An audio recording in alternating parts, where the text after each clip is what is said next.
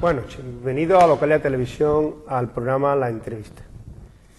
Hace tiempo que queríamos hablar, porque hemos hablado a lo largo de estos años con el alcalde de Almendralejo, José María Ramírez, durante mucho tiempo, y hemos ido analizando la situación política y socioeconómica de Almendralejo.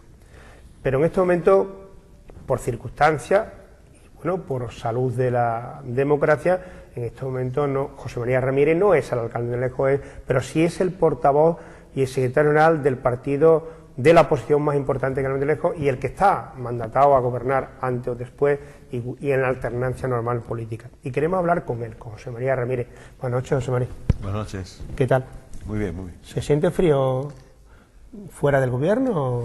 Hace frío, pero porque hace frío en esta primavera, es una primavera fría. Pero nada, lo he comentado muchas veces, todas las cosas que te cuentan se cumplen, que te cuentan, oye, pues cuando estás gobernando la gente para acabar te hace la pelota, ¿no? Para acabar antes. Y después, bueno, pues ni la gente tampoco, es verdad que no te desprecie, no, a mí no me desprecia a nadie por la calle, pero es verdad pues que notas cómo quizás hay menos calor de esa gente que eran los que aquí llamamos arrimados. La gente normal, la que te quería antes te quiere ahora igual, eso está claro. Incluso hasta más, incluso hasta más. Otra cosa es que hay personas, y no es mi caso, lo he dicho siempre y vamos, que es algo consustancial a la forma de ser de uno, que como a mí nunca me han gustado las parafernalias, el mandar, el tener prebendas, pues bueno, pues ahora ni antes las tenía y ahora no, por tanto no las echo de menos, ¿no?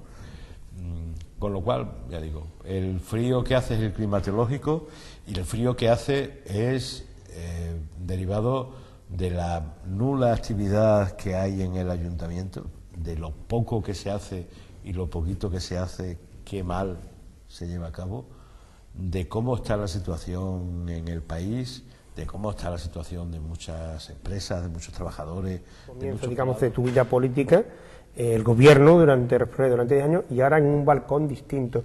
¿Se aprende en esos 3 balcones? Hombre, por supuesto, y se aprende sobre todo a diferenciar, ¿no? Porque en definitiva lo que estamos hablando son de 4 legislaturas, ¿no? O sea, la primera es la del 99, la del 2003, la del 2007 y esta otra, ¿no? Y aprendes a ver que hay gente muy distinta, tanto en los que te acompañan en tu equipo, como en frente, los que tienes enfrente, unas veces en la oposición, otras veces en el gobierno, ¿no? Yo siempre, y el otro día en Mérida, que veía un diputado, una persona importante dentro del PP, y me preguntaba que qué tal, ¿no? Y es un hombre que ha estado en ayuntamientos y ha estado en el gobierno y ha estado en la oposición, un poco como nos pasa a todos los que hemos llevado un tiempo en estas lides. Y yo le decía, mira, yo recuerdo cuando entré en el ayuntamiento, primero estaba en la oposición, luego estuve en el gobierno, además con una moción de censura que a Javier Fernández Perianes lo desalojamos, entre comillas, del poder municipal por una moción de censura, lo cual es legítimo, pero no deja de ser traumático, y las relaciones con él fueron y han sido y son muy buenas, con él y con la gente que estaba de concejales, que nos peleábamos cuando había que pelearse en los plenos, pero luego había una relación personal bastante afable, ¿no? Y con el equipo de gobierno que hay actualmente, es que las relaciones, yo no es que diga que sean buenas ni malas, es que no existen, pero ni políticas ni personales, ¿no? Y eso la verdad es que hace que veas las cosas efectivamente de distintos puntos de vista.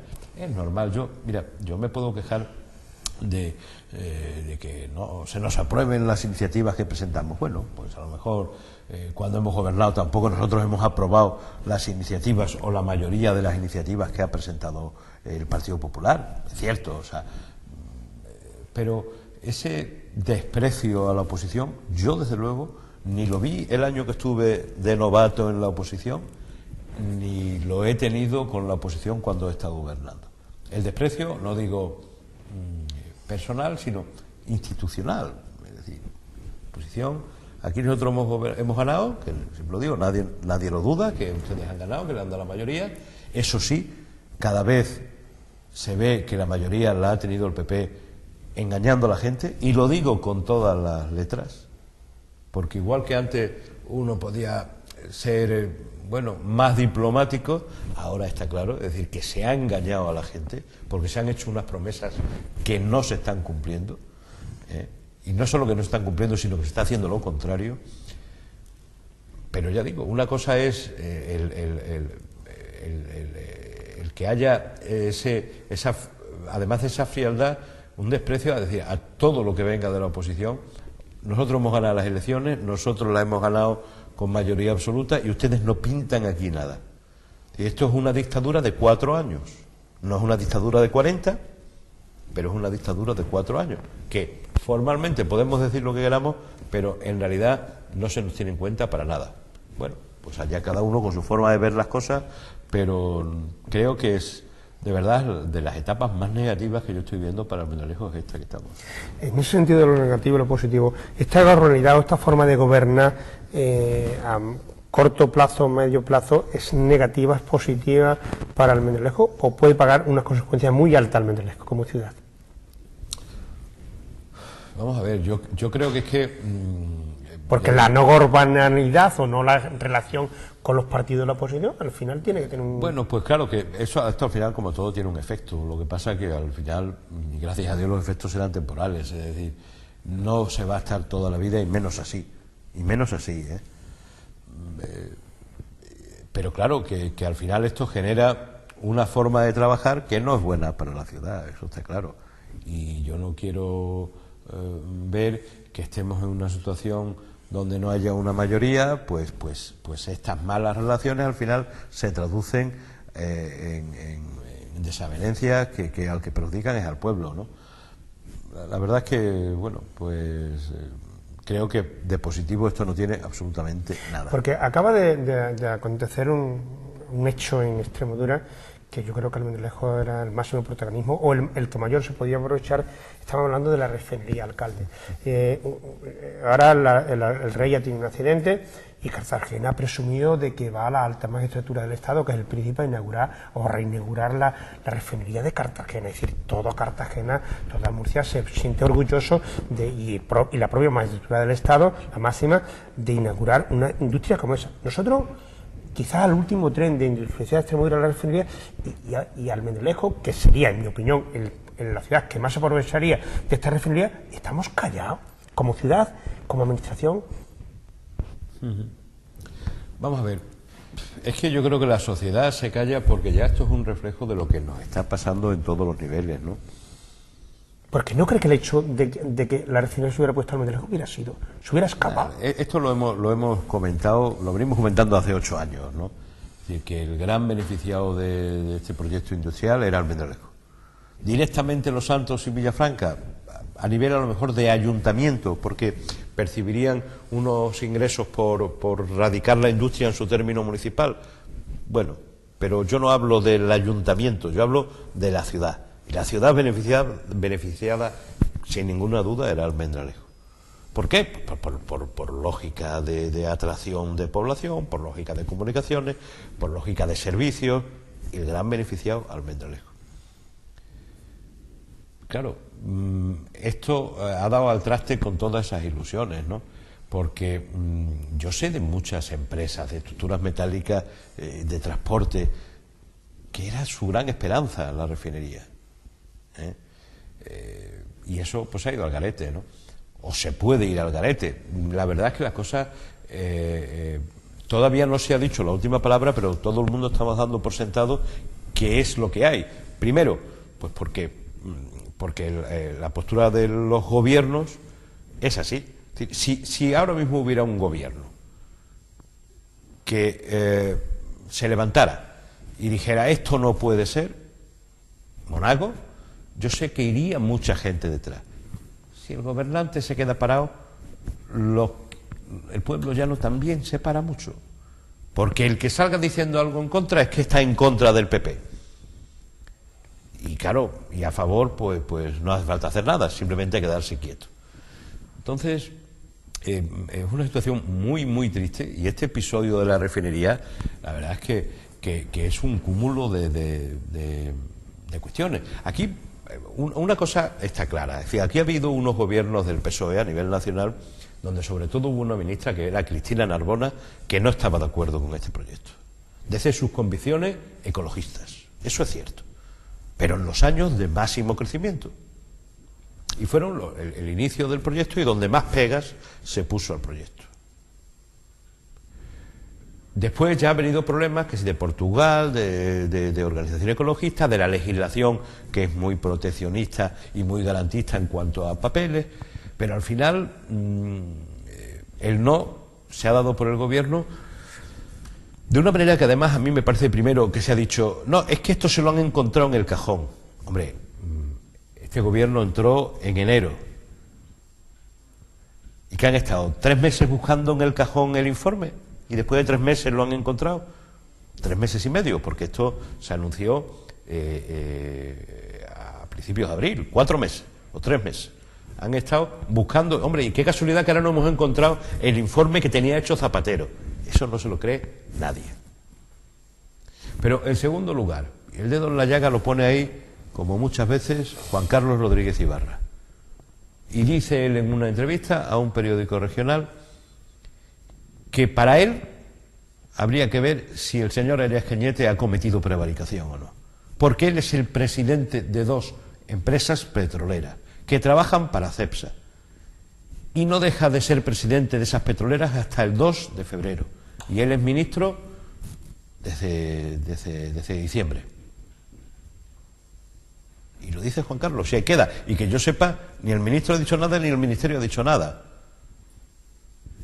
Cuando por ley de incompatibilidades, pero la ley, a mí que formalmente uno sea o deje de ser presidente de una compañía petrolera, no lo sé. Lo que está claro, que Juan Carlos lo que dice es, este señor tenía intereses en empresas petroleras, siendo ministro ya, no antes de serlo, siendo ministro, y toma una resolución que afecta evidentemente, sobre todo, aquí afecta a los linces de Doñana, al Camino de la Plata, a las viñas de Tierra de Barro, pero también afecta, y eso no nos engañemos, a Resol y a Cepsa. Bueno, pues el ministro tiene intereses. Ineéticamente a los estómagos de los extremeños. Evidentemente. El ministro tiene intereses en Cepsa. ¿Y eso cómo se come? Y claro, a uno le da envidia sana cuando ve la carta de Brufau a los trabajadores de YPF en Argentina, donde le dice que Repsol va muy bien, que están haciendo inversiones en Cartagena y en Bilbao, no sé cuántos miles de millones de euros. Y nos sentimos muy orgullosos. En Bilbao y en Cartagena. Los vascos que dicen que hay no sé quién lo decía, creo que era Juan Carlos, me parece, cuando decía que en una entrevista en el Hoy a un ecologista decía que él vivía en el País Vasco, pero era extremeño de nacimiento, es un cantante, y que él está en contra de la refinería. Pero allí en Bilbao sí la tiene, y él vive allí. Pero cuando viene aquí, a su tierra, pues que no haya nada. Esto de verdad yo creo que es el cuento de nunca acabar. Aquí ha habido unos intereses clarísimos. Si esta refinería llegó cuando la de Cartagena se empezaron los trámites igual que esta, la ampliación de Cartagena en volumen es más o menos lo mismo que la que aquí se podía hacer o se iba a hacer. Aquella se está inaugurando, la ha inaugurado ayer el Príncipe, y esta, ahora nos encontramos con el estudio de impacto ambiental negativo y sin haber puesto ni un solo ladrillo.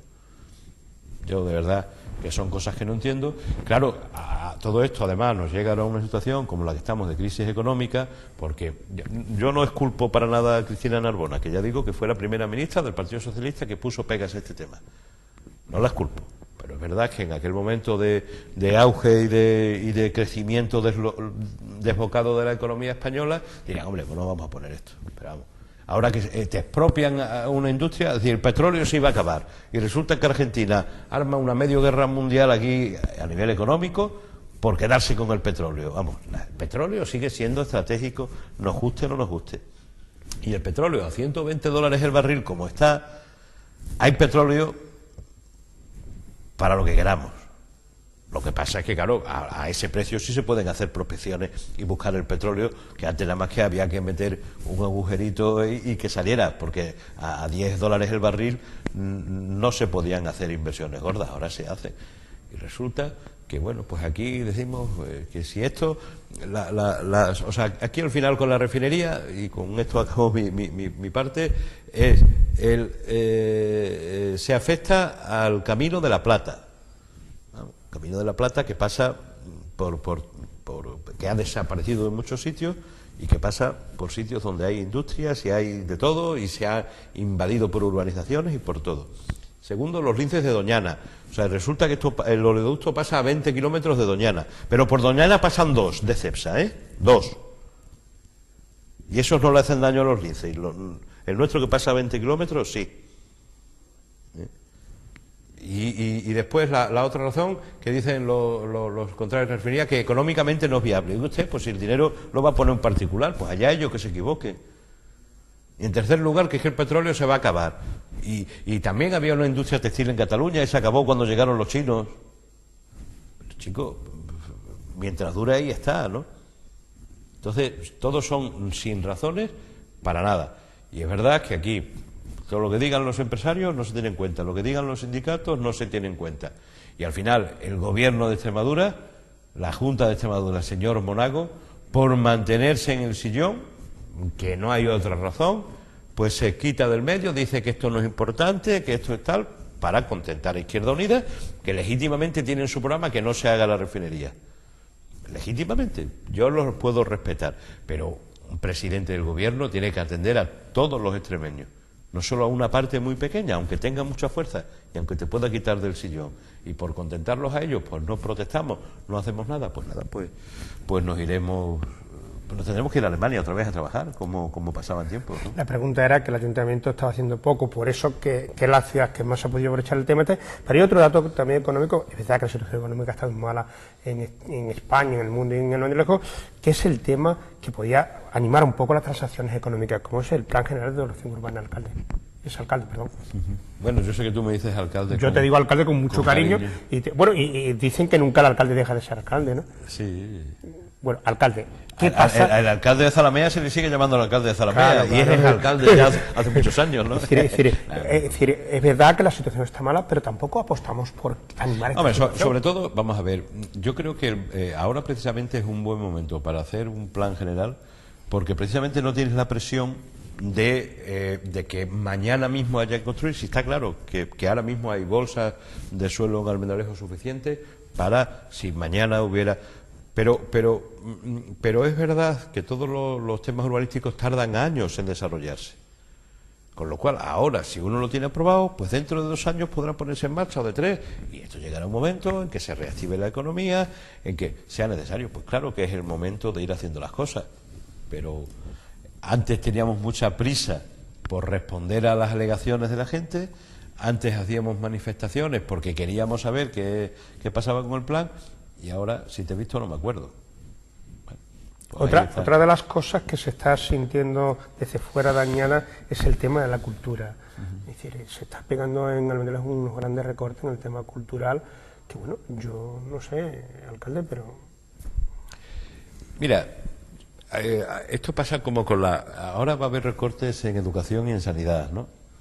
Nos llama más la atención los temas sanitarios de lo que si las recetas que se paga por ellas, o una parte, o los pensionistas pagan recetas y tal. Pero al final es mucho más grave lo de la educación que lo de la sanidad. Porque tú la educación es una inversión que vas a perder hasta que eso se restaure otra vez una generación entera de jóvenes. Y una juventud menos preparada, al final es una sociedad más pobre de verdad. Pues lo mismo pasa con la cultura. Por supuesto que yo soy consciente de que en una situación de recortes, en una situación de crisis económica, pues que hay determinados temas que no son los más prioritarios. Vale.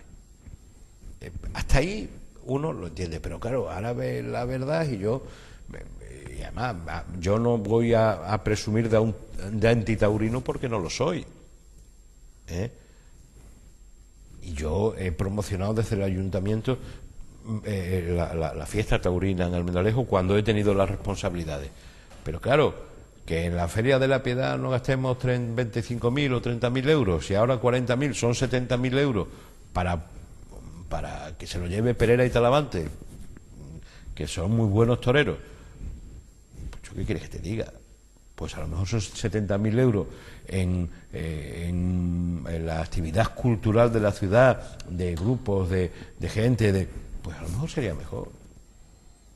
Pero aquí, como no se puede hablar, no se puede decir nada, dices algo y encima, pues esto es lo que hay. Pero desde luego el paralelismo de lo que pasa con la educación a nivel que no es local, porque eso son políticas de otras instancias, pero con la cultura me pasa lo mismo.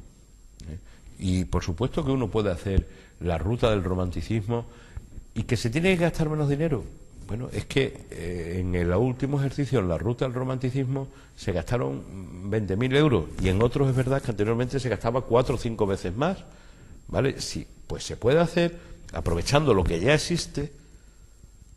Yo no digo que se compren más trajes, ni se contraten a más modistas, ni se pongan equipos de megafonía que cuesten mucho dinero, ¿vale? Eso no se puede hacer, no se hace. Pero ¿por qué elimina una fiesta cultural, que es el recuerdo de dos poetas y de toda una época que en Almendralejo fue muy importante? Pues se pueden hacer las cosas con menos dinero, pues sí. Uno en una obra de teatro lo puede hacer con un presupuesto muy grande o con menos dinero, una película de cine, cualquier cosa, ¿no? Entonces hay una desidia absoluta a hacer cualquier tipo de actividad, cualquier tipo de cosa. Lo mismo te podría decir del deporte. En el fondo, bueno, pues lo que se le da a todos los deportistas de base en Almendralejo, pues ha disminuido un montón. Y es verdad que la gente no se queja. Pero porque la gente no salga a la calle, nosotros no nos vamos a callar. No debemos callarnos. Y es verdad, yo soy consciente, y algunos compañeros nos lo dicen. Mira, tú le quitas, como se le ha quitado, la mitad de las subvenciones a los deportistas y tienes manifestación en la puerta del ayuntamiento. Tú eres el alcalde y no se genera el empleo que se generaba antes, y tú tienes a manifestantes en la puerta del ayuntamiento. Tú en cultura tienes que no hay ninguna actividad en la UPAL, que el Teatro Carolina vienen 4 obras de estas que vienen a taquilla y que son obras que no tienen prácticamente ningún interés cultural. O sea, y a mí se me queja la gente. Y cuando gobierna la derecha y el PP, ¿no se queja la gente? Bueno, pues, oye, allá la gente. Pero ni por eso yo me tengo que enfadar. La gente es muy libre de decir lo que quiera, y si a uno exige más que a otro, pues muy bien. Ni me tengo que callar, ni porque ahora no se queje la gente, no tengo que luchar para que eso cambie. Y yo creo que es lo que tenemos que hacer, luchar para que eso cambie. Y que la gente está muy resignada, pues lo estará. Pero yo creo que también nos debe preocupar que la gente deje de resignarse. Y no se trata ni de hacer manifestaciones, ni de exabruptos, ni de violencia, por supuesto, sino simplemente se trata de que la gente reivindique lo que se hacía. Es decir, es que aquí había una muestra de teatro infantil y ha desaparecido, ¿no? Bueno, pues ya está, y se lleva 20 años haciendo, bueno, pues no pasa nada. Yo creo que nosotros tenemos que quejarnos. Hombre, es que yo creo que decir, hay situaciones que, como la muestra de teatro infantil o como la red de teatro, que tampoco cuesta tanto dinero y sin embargo culturalmente Almendralejo le ha dado un caché en los últimos años, alcalde.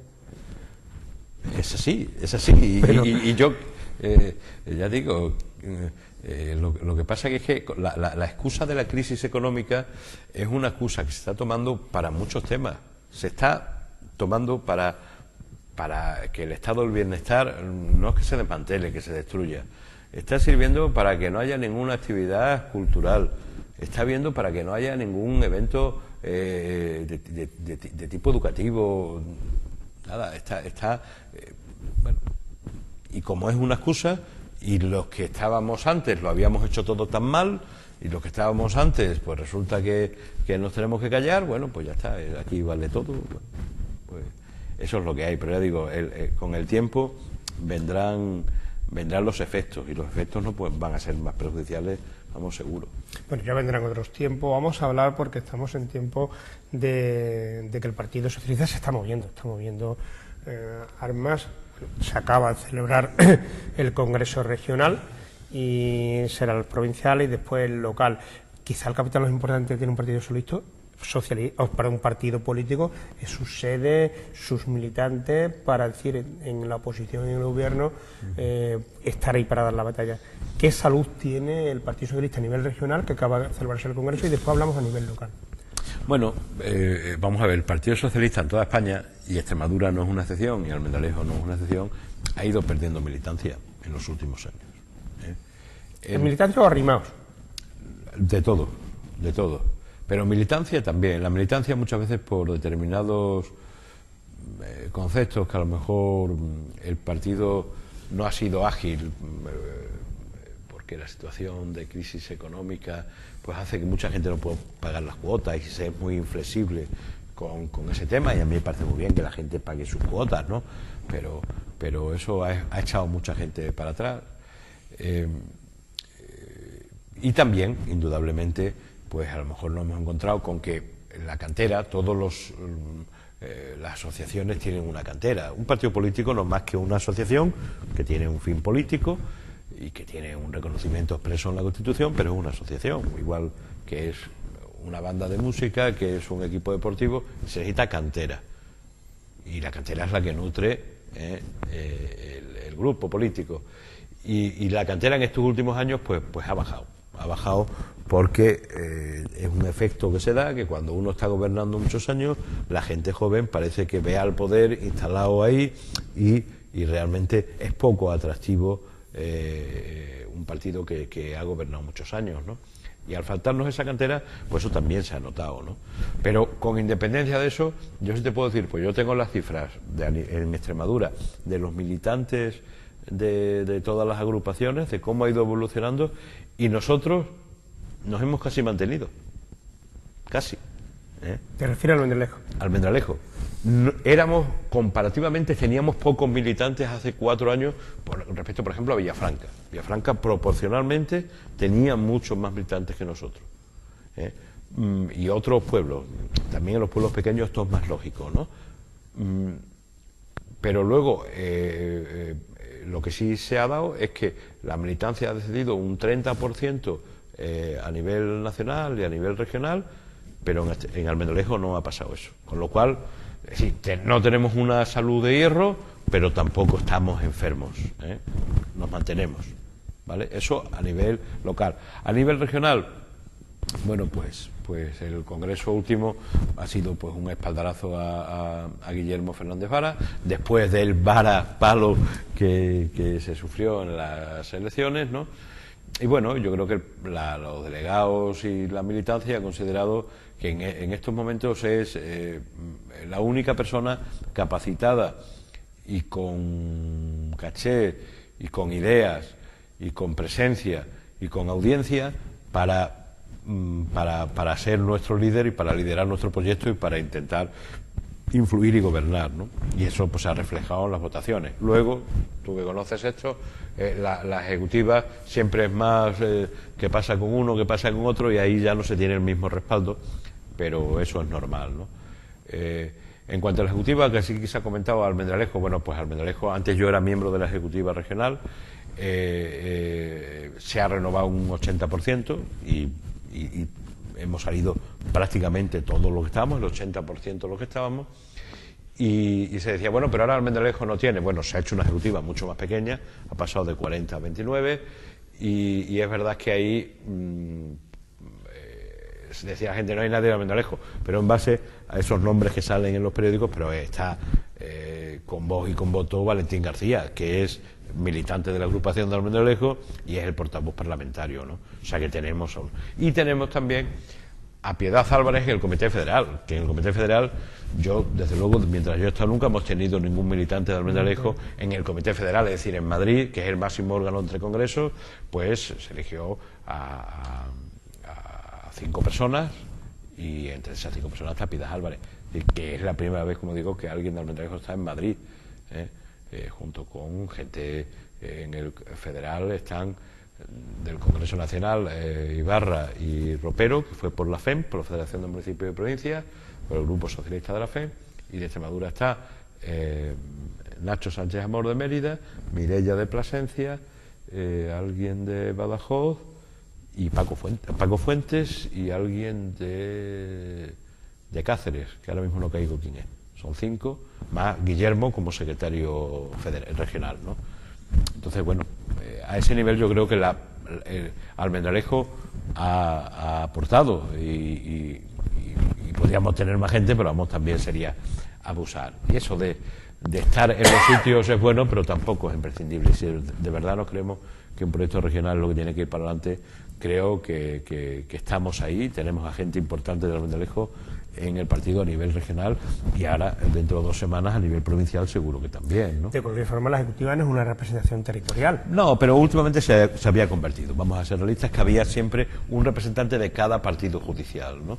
Pero ahora eso ya no ha sido así, igual que de Villanueva no hay nadie, pues no hay de Almendralejo y no hay de otros sitios. Aunque eso de los partidos judiciales, ya he leído hoy que van a quedar la mitad de los partidos judiciales que había antes, con lo cual, vamos, yo me imagino... Pero con los recortes nos vamos a quedar solos.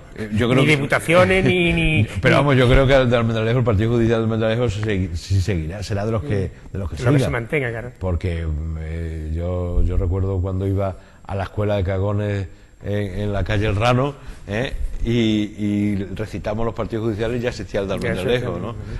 Entonces... parece que se van a reducir mucho, se habla de pasar de 500 a 200 a 300 o algo así en toda España, y aunque no cambie mucho el número de juzgados, lo que sí se van a agrupar en determinadas zonas, ¿no?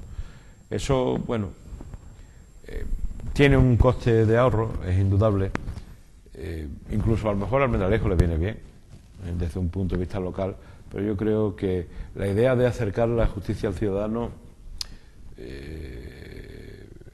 hay sitios como la Siberia extremeña donde a lo mejor, si tú no tienes un juzgado, ¿dónde tienen que ir? A Don Benito, al juzgado que está a 150 kilómetros. La verdad es que es complicado.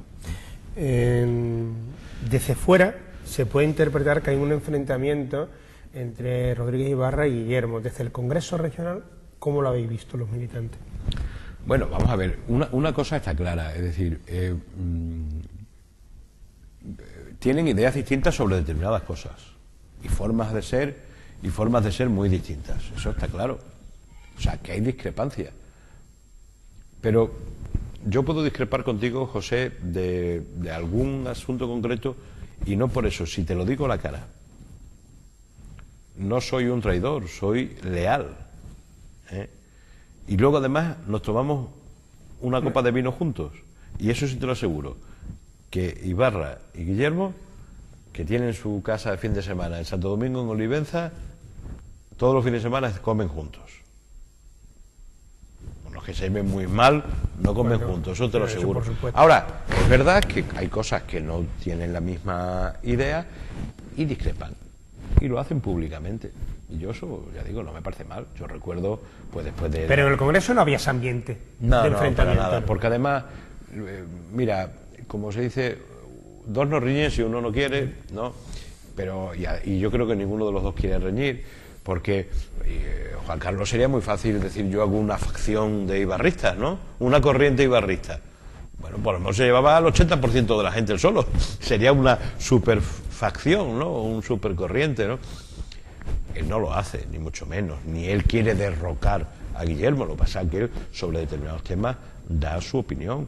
Y la dio, por ejemplo, después de las elecciones. Y él dijo, él creía que la política de pactos que había tenido Guillermo Fernández Vara con el PP, con Monago, habían servido para darle vidilla a Monago, para hacerle estadista, y no le había aportado nada al PSOE. Y lo dijo en un comité regional. Que suena mal, porque estamos acostumbrados a más que los aplausos y algo.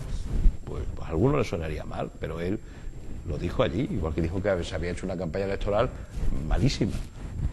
Y estaba allí el responsable de la campaña electoral, que eran 2 miembros de la Ejecutiva Regional, y se tuvieron que agachar la vista, pero bueno, es que es así. Es que si nada más que nos damos palmaditas en el hombro, pues al final las cosas no van bien, ¿no? Y lo último ha sido con el tema este de la moción de censura, que yo creo que de todas maneras es que son declaraciones, las de Guillermo y las de Juan Carlos, que se complementan. Complementarias. No son contrarias, son complementarias. Porque Guillermo lo que ha dicho, oye usted, es que a él le preguntan, ¿y una moción de censura? Pues dicho, si las cosas van muy mal tendré que presentar una moción de censura, la vaya a ganar o la vaya a perder. Porque efectivamente, una moción de censura que uno espere ganar no la tiene que anunciar. En eso tiene razón Juan Carlos. Pero es que evidentemente no están ahora las cosas, porque Izquierda Unida ha variado muy poquito su postura para que se ganara una moción de censura. Entonces uno puede hacer una moción de censura simplemente para poner de manifiesto que no hay un gobierno que esté haciendo las cosas bien y hay otra alternativa de gobierno. Que los que tienen que votar, que son los diputados, o al fin y al cabo 3 diputados, no cambian de opinión, allá ellos, pero yo tengo la obligación de presentar mi alternativa. ¿Y eso por qué no lo voy a anunciar? Ahora, lo que dice Juan Carlos es decir, que no se anuncie, sino que se presenta. Eso es lo mismo que dijo, me recordó las palabras de Soraya Sáenz de Santamaría, dice, las medidas contra Argentina no se anuncian, sino que se llevan a cabo. Al final no han llevado a cabo nada. Mira, yo con esto de YPF y de Argentina, si esto hubiera estado gobernando Zapatero se tiene que ir de España, esto lo digo yo. Ahí es donde yo estoy notando el poder mediático que tiene la derecha que nosotros no tuvimos. Nosotros, Zapatero pasa esto, que son cuestiones que seguramente yo no le voy a echar la culpa a Rajoy, yo precisamente no se la voy a echar. A lo mejor es muy difícil, Argentina es una gran nación, tienen una posibilidad de hacerse con una riqueza que parece que se han descubierto yacimientos que son importantísimos, y también habrá una parte de demagogia política en la tal Kirchner, que Argentina es un país muy convulso políticamente, pues así se atrae la popularidad de la gente, ¿vale? Y es muy difícil que ahora mismo tome medidas de represalia el gobierno español, porque a lo mejor mañana, como le den muy fuerte, Telefónica se va de allí al carajo. Hay otras empresas que también tienen intereses, claro, ¿no? Pero si esto le pasa a Zapatero, bueno, es que, ya digo, lo hubieran, porque hay una serie de medios de comunicación, todos que somos de derecha, y que nos hubieran machacado. Y ahora puede haber algún medio que sea neutral, pero no nuestro, porque a Rajoy nadie le está echando en cara lo que ha pasado. Nadie. Entre otras cosas porque a lo mejor no tiene la culpa. Y eso es lo objetivo y eso es lo normal. Pero a otros le hubieran dicho pero la verdad todo. Es que se viene anunciando hace mucho tiempo y diplomáticamente no se ha hecho nada. A lo mejor no se ha podido hacer, o sí, si se ha hecho, no se sabe. Yo no tengo datos, efectivamente, y parece ser que estaban confiados y que habían llegado a un acuerdo verbal de que no iba a pasar eso y luego la han engañado. Pues, oye, cuando alguien te engaña puede ser porque el que te engaña es malo o porque tú eres malo y te has dejado engañar. Pero yo no tengo datos ni pruebas para decir eso. Pero es verdad, por supuesto, que se pueden hacer muchas cosas antes, ¿no? Y dicho todo esto, y entendiendo que la postura del gobierno tiene que ser defender los intereses de Repsol, yo, mira, aunque la gente está de Izquierda Unida es muy demagoga muchas veces, yo creo que lo que han dicho no van tan descaminados. Son intereses españoles, pero al fin y al cabo es una empresa privada donde la mayoría del capital es extranjero. Es decir, que tampoco nos rasguemos aquí las vestiduras porque que donde cotiza esta empresa, además de en Madrid, es en Nueva York. O sea, entonces, bueno, y que al final se trata de una expropiación, que lo que ahora vendrá el problema es cuánto vale esa expropiación y cuánto pagamos por ella, ¿no? Pero no nos engañemos que la expropiación forzosa, sea de bienes, de materias primas, sea de servicios, sea de bancos, es una potestad que tienen los gobiernos. Y aquí se ha expropiado con Franco para hacer pantanos, se ha expropiado con UCD, con Boyer, con el PSOE y se expropiará con el PP, es decir, para hacer una carretera o para nacionalizar una empresa, ¿no?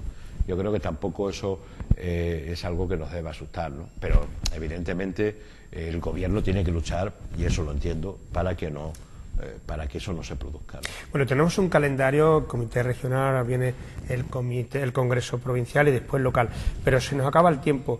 Alcalde, Serteno era del Partido Socialista, quedamos pendientes de que hablemos próximamente, no muy tarde, cuando se celebra el Congreso Provincial, Sí. del Congreso local. Sí, tenemos, como dices, el Congreso Provincial día 28, creo que es, ¿no? El sábado dentro de 2 semanas ya. Y bueno, y después ya se abre la veda para la renovación de los comités locales. Y ahí, y a partir de ese momento del Congreso Provincial, habrá que hacer también una reflexión. ¿Qué pasa aquí? Hablamos entre Congreso y Congreso, el provincial Sí, y el por local, ¿no? supuesto. ¿Y qué se hace? ¿Qué hacemos? ¿Qué hago? ¿Qué hacen los compañeros? Etcétera, etcétera, ¿no? ¿Quién va a ganar al final, Valencia o Atleti? Yo creo que el Atlético de Madrid, seguro. Seguro, ¿no? Seguro. Por lo menos tu deseo. Eso es la realidad y el deseo, ¿no? Porque el deseo es ese, la realidad no será cual. Yo, de todas maneras, ahora que hay tanto fútbol, bendito fútbol, que nos hace que nos olvidemos de otras muchas cosas. Porque pensar en las recetas, pensar en el IRPF, pensar en, ahora que ya nos han amenazado que va a subir el IVA, que las pensiones están tambaleando, que la verdad, que mira, el fútbol al fin y al cabo nos da una evasión. Pero hay una cosa, es decir, al hilo de esto, pero muy brevemente, es decir, lo que se ha montado respecto al rey, que evidentemente hay motivos para montarlo, pero es que al día siguiente o el día antes, Rajoy dijo en México de que estamos en el kilómetro cero de las reformas. Es decir, no se ha tapado un poquito una cosa con la otra, por kilómetro cero, es decir, ¿qué nos espera? Porque hoy venía ya un editorial del periódico Hoy, que no es dudoso, diciendo, Rajoy, explícanos eso, qué significa de las medidas que faltan por venir, ¿no?